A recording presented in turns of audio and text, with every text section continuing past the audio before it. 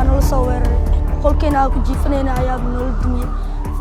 Soomaaliya waxa ay ka mid tahay dalalka ay carruurta ugu badan ka maqan yihiin goobaha waxbarashada sida ku cad daraasado rasmi ah iyo warbixinada hay'adaha UNICEF iyo UNESCO ee qaramada midoobay ku dhawaad 4 milyan oo carruur ah oo ay daadoodu u dhaxayso 5 ilaa 17 sano ayaan helin adeeg waxbarasho tani waxay ka dhigan tahay in 64% carruurta Soomaaliyeed ee gaaray da'da iskuulaadka ay guryaha markaasi fadhiyaan madaxweyne xasan sheekh maxamuud oo sheegtay inuu ka mid yahay baxda waxbarashada waxa uu 4 sano ee la soo dhaafay afaqran ku noqday mustaqbalkii waxbarasho ee dalka halkii wax badan ka qaban lahaa caqabadaha taagnaa boobka dhulka danta guud iyo barakicinta dadka danyarta ah ee ka dhacay caasimadda ayaa wiiqay rajada kumanaan dhalinyaro ah kuwaasoo goobahoodii waxbarasho la burburiyey ama iyaga laftirkooda la barakiciyey aniga inaan guri cariish deganaado iyo guri jangada inaan dhisto iyo guri 3 dabaqa 4 dabaqa inaan dhisto ana ii gaartaa wax ka qoseeyo hooyada Soomaaliyeed ee cunugeedii in iskool u dirsata rabtaa ma jirto warbixinadu waxa ay muujinayaan in barakaca magaca dawladda lagu geystay sanadihii la soo dhaafay ay waxbarashada kaga hareen in ka badan 120,000 oo arday oo ku jiray heerarka kala duwan ee waxbarashada kaliya 3 sano ee ugu dambeysay waxa la burburiyay ku dhawaad 300 oo dugsi quraan in ka badan 200 oo xarun oo waxbarasho oo yar ah ku dhawaad 20 iskuul oo waaweyn iyo inta badan xarumihii jaamacadda ummadda Soomaaliyeed ee ku yaallay magaalada Muqdisho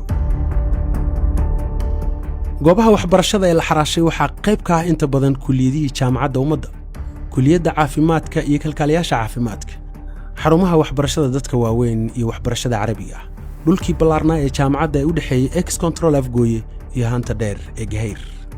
sidoo kale waxa cagta la mariyay dugsigii xanaanada carruurta ee degmada Wardigley xaruntii dhexe ee imtixaanaadka iyo deegaankii hoggaanka waxbarashada dalka ee ku yaalay dhabarka dambe ee dugsiga farsamada gacanta ee degmada Waabari waxa liiskaas ku jira goobo kale oo badan oo ay ka mid yihiin Polytechnico Dhagaxtuur iskuulka General Daawud iyo dhabarka dambe ee dugsiga sare ee Banaadir madaxweynaha Jamhuuriyadda Federaalka Soomaaliya mudane xasan sheekh bax waxbarashada salnahay waxaan ka codsanayaa madaxweyne dhulkan waa taqaana waa dhulkii waxbarashada dhismihii waa la burburiyay falanqayaasha amniga ayaa ka cabsi qaba in jiilkan la dayacay uu dalka u horseedo halis amni qaran oo baxsan lana mid ah tii ka dhacday dalalka Haiti iyo El Salvador halkaas oo kooxaha gaangiska ee dhalinyarada ay gaareen heer ay baad ka qaadaan mas'uuliyiinta dawladda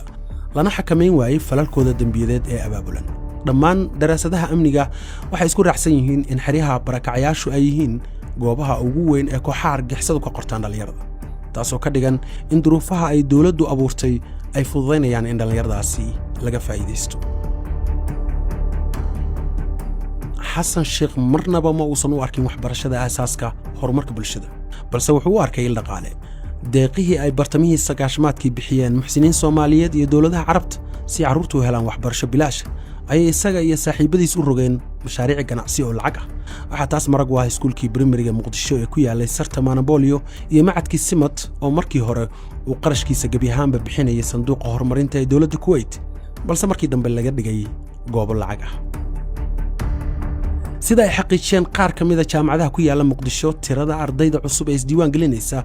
ayaa si weyn hoos ugu dhacday 4 sano ee la soo dhaafay oo suudhacan baaxadda leh waxa uu si toos ah uga dhashay barakaca ka dhex qarxay caasimadda waana dib u dhac umadeed oo ay dawladdu markaasi mas'uul ka tahay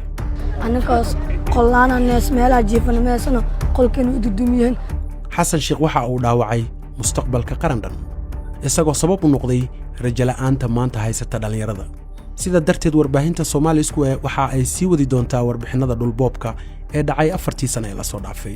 inagoo barnaamijkeena xiga dul istaagi doona goobihii caafimaad ee la xaraashay iyo saameyntii bulsho ee markaasi ka dhalatay